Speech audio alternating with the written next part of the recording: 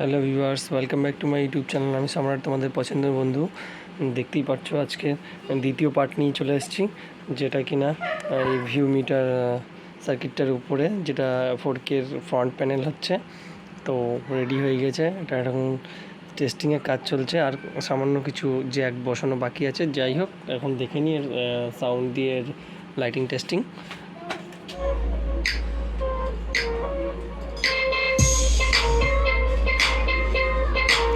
এক সাইড করে টেস্ট করা হচ্ছে।